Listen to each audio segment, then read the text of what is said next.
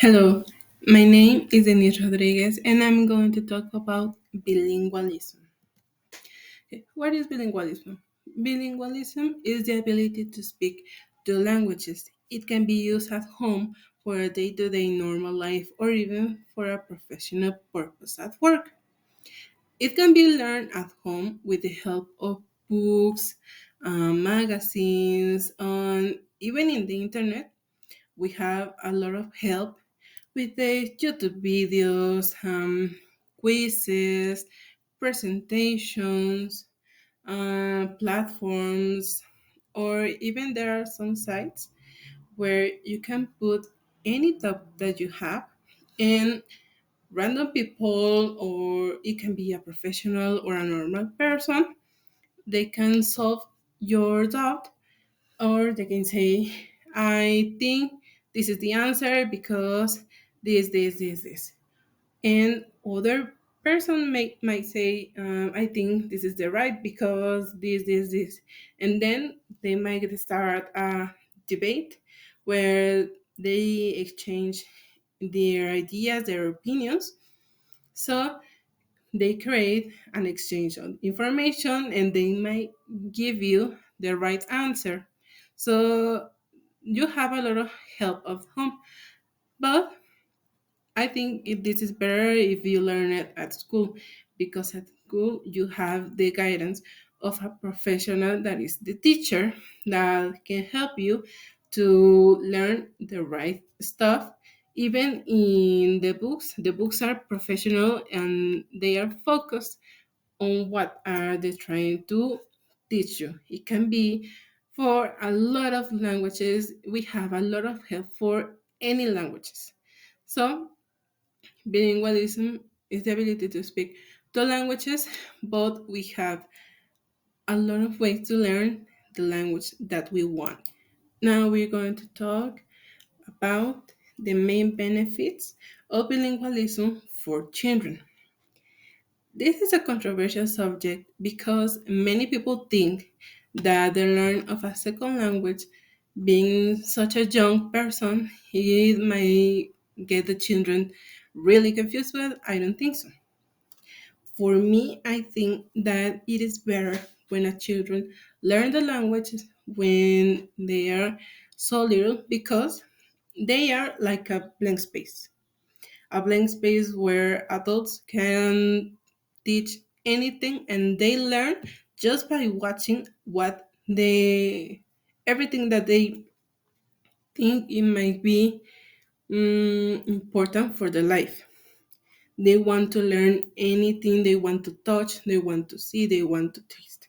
So for children, you can teach both languages. They can grow up with both languages and they can learn it as a normal thing. They can watch it as a super simple thing because they will be able to understand one language and the other. We can see this in so many families, like for example, in the USA, there are some Mexicans and Americans or other nationalities, but we're going to talk about Mexicans and Americans.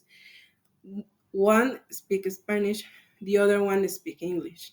They have a children. These children will be listening some Spanish and some English in their day life, and it will be better for the children to understand both because they grow up with that and they see this as simple as taking a shower, just like that.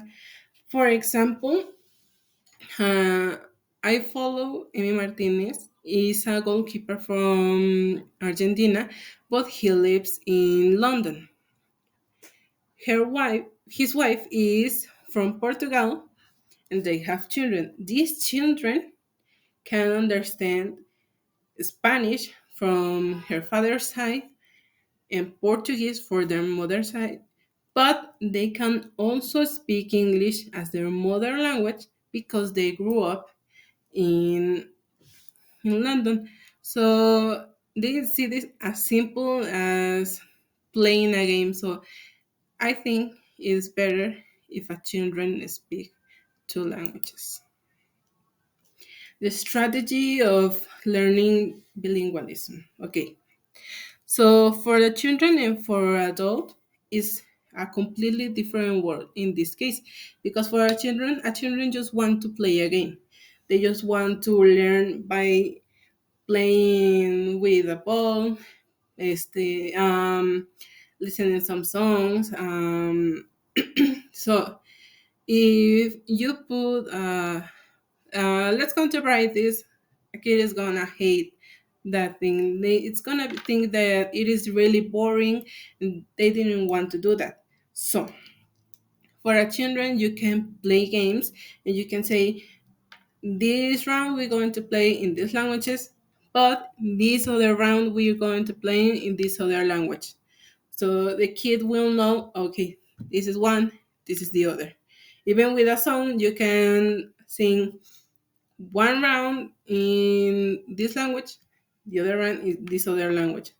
And you can do it very dynamic for the children because, for example, the song of head, shoulder, knees and toes, the kid is knowing this is my head, this is my shoulder, these are my knees, toes.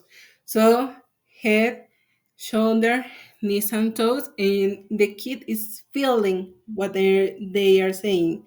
Head, shoulder, knees and toes. So they tend to wake up. Okay. For adults, it is more difficult to learn a second language, but it is not impossible.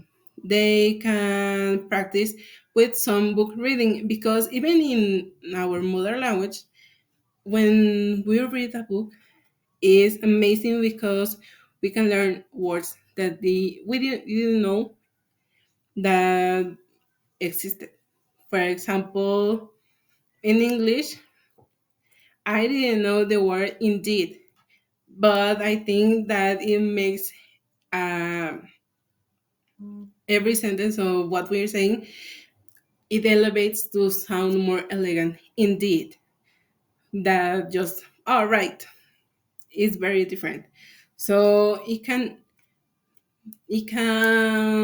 feed an adult with a lot of new words. So learning a second language, reading a book, it's really good. We can also do it with some songs because music is in a lot of languages. You listen to one song and then you can look for the translation in your mother language. So just you listen to the song and you're going to read what the translation says. And you're going to analyze and make a relation between what you are reading, what you're listening, and then you will understand the song without the need to read a translation. It can be that a very helpful strategy. Okay, the main change I want to see in the future is that at least in 10 years at least we are able to speak at least two languages. Why? Because of the internet we have a lot of information exchange, cultural exchange, a lot of exchange. So why to be close to only our Spanish speakers when we can know people from Italy, USA, Japan, Korea, Switzerland, Africa, Australia, etc. Why to close our world when we can open it to know more stuff from another country, learning just their language so we can travel and we can explore it with a lot of more information. So thank you.